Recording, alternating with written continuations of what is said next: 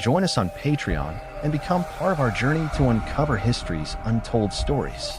Your support helps us create in-depth content, bring hidden narratives to life, and keep history alive for everyone. Long before the great civilizations of Asia carved their names into stone and history, long before the cities of Angkor, Mohenjo-daro, or the Forbidden City rose to prominence, and even before the first rice paddies were cultivated or the first bronze tools were forged, Asia was already inhabited. These earliest settlers did not arrive with chariots or riding systems, nor did they build monumental empires. But they carried something even more precious across time, the legacy of humanity's primal journey, etched not in stone, but in blood, bone, and memory. They are the Negritos, often invisible in modern narratives, yet perhaps the oldest continuous inhabitants of the vast Asian continent. Their presence in the dense forests of Southeast Asia, the Andaman Islands, and parts of the Philippines predates many by tens of thousands of years. Yet despite their ancient roots, the Negritos remain marginalized, misunderstood, and often misrepresented. Who are these people? Where did they come from? And most importantly, what role did they play in the early human history of Asia? The story of the Negritos is one of survival and adaptation. It is also a story deeply intertwined with the early migration of modern humans out of Africa. As we peel back the layers of time through archaeological evidence, genetic studies, oral traditions, and colonial chronicles, we begin to see a picture of a people who are not merely a curious footnote in anthropology, but central characters in the human saga of Asia. In a world obsessed with modernity and progress, their existence beckons us to look backward, into the dense forests of prehistory, and recognize the ancient footsteps that first carved paths into this continent. The prevailing consensus among paleoanthropologists is that all modern humans trace their ancestry to a common origin in Africa. Between 60,000 and 70,000 years ago, Homo sapiens began migrating out of the African continent in waves, moving into the Middle East and eventually fanning out into Europe, Central Asia, and South Asia. This event, often referred to as the out-of-Africa theory, is pivotal in understanding the ancestry of all non-African populations today. One early wave of these migrants moved along the southern coast of Asia, what scientists refer to as the Southern Dispersal Route. This path likely took them through modern-day Yemen, across southern Iran, into India, and onward towards Southeast Asia and Australia. Along this route, small bands of humans settled in various ecological niches, adapting to tropical forests, coasts, and highlands.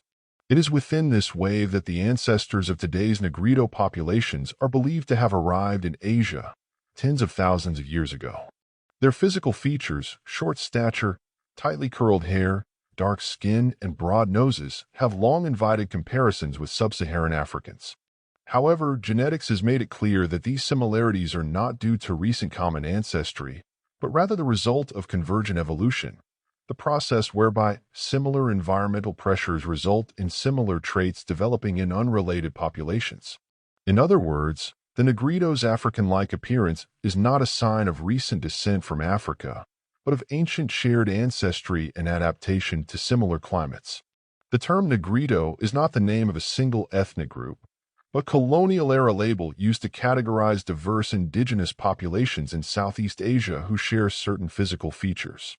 Today, Negrito communities can be found in the Andaman Islands, such as the Jarawa, Onge, and the now near-extinct Great Andamanese, in peninsular Malaysia, the Semang tribes, in Thailand, and in the Philippines, such as the Ida, Adi, Agda, and others. Though separated by vast distances, many of these groups exhibit not only physical similarities, but also cultural and linguistic distinctiveness from the dominant populations around them. Their continued presence in these regions strongly suggests that they were among the earliest inhabitants of these lands. For instance, archaeological evidence from the Tabing Caves in Palawan, Philippines, has yielded remains dated to around 47,000 years ago, consistent with the timeline of early human migration into Southeast Asia. In the Andaman Islands, the isolation of the indigenous groups, particularly the Sentinelese, who remain entirely uncontacted, has preserved ancient ways of life that offer a rare window into pre-agricultural societies. Recent advances in genetic research have profoundly altered our understanding of the Negrito peoples. While their appearance had long led to speculation about their origins, DNA analysis has provided concrete insights into their deep past.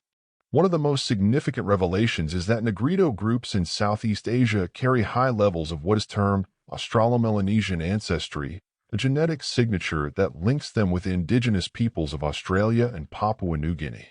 This ancestry is extremely ancient, predating the migration of East Asian and Indo-Aryan peoples into Southeast Asia. Genetic markers also suggest a degree of Denisovan admixture, an extinct species of archaic humans known from the Altai Mountains and also from a cave in Tibet. Interestingly, the Denisovan contribution appears to be higher among Negrito and Melanesian groups than in most other human populations, offering evidence of early interbreeding events between anatomically modern humans and archaic hominins in Asia. What this means is profound. The Negritos not only represent one of the earliest waves of modern humans into Asia, but they also carry within their genomes the remnants of even older, now extinct human lineages. The Negritos were once forest dwellers, hunter-gatherers whose lives were intricately tied to the rhythms of nature. Their tools were simple yet effective, their knowledge of flora and fauna unmatched. They lived in small bands, often semi-nomadic, moving through forest territories as needed. Their societies were egalitarian, lacking rigid social hierarchies. Storytelling, ritual, music, and dance played central roles in preserving their heritage and transmitting it across generations. Yet despite their deep roots, the Negritos have been pushed to the margins over the centuries. The rise of agriculture, the spread of more populous farming communities, and the expansion of states and kingdoms displaced many indigenous groups. In some regions, Negritos were hunted, enslaved, or assimilated.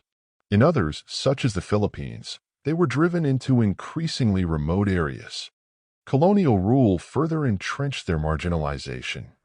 European colonizers, Portuguese, Spanish, British, and Dutch, often viewed Negritos as primitive and backward, reinforcing racist hierarchies that persist to this day. Anthropologists and missionaries sought to civilize them, while administrators used them as subjects of curiosity or labor.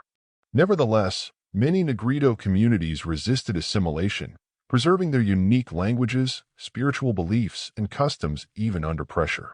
Today, Negrito communities face an array of challenges.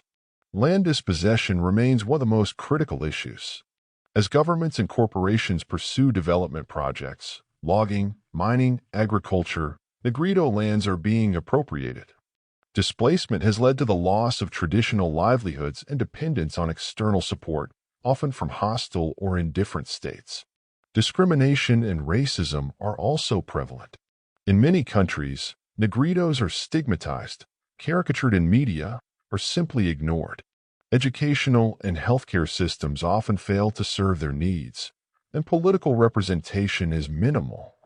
Some communities, such as the Andamanese Jarawa and the Philippine Ida, have seen their populations dwindle due to disease, intermarriage, and social disruption. At the same time, there are signs of resilience. Activists and scholars from Negrito backgrounds are increasingly asserting their identity and demanding rights. Cultural revival movements are underway, with efforts to document endangered languages, preserve oral traditions, and reclaim ancestral lands. International human rights organizations have also begun to highlight their plight, recognizing Negritos as indigenous peoples deserving of special protections under international law. The story of the Negritos is not just about ancient migrations or genetic markers. It is a story of humanity in its most primal and enduring form, a story that stretches from the sun-scorched savannas of Africa to the dense jungles of Southeast Asia. It is a story of survival, resistance, and continuity in the face of overwhelming odds. They are not the lost children of history, but its original storytellers. If we are to understand Asia, not merely as a land of empires and inventions, but as a living, breathing continuum of human presence, then we must begin with the Negritos. For in their faces, we see echoes of our earliest ancestors. In their footsteps, we trace the first human journeys across this ancient landmass. And in their struggle, we are reminded of what it means to belong not just to a nation or a culture, but to the earth itself.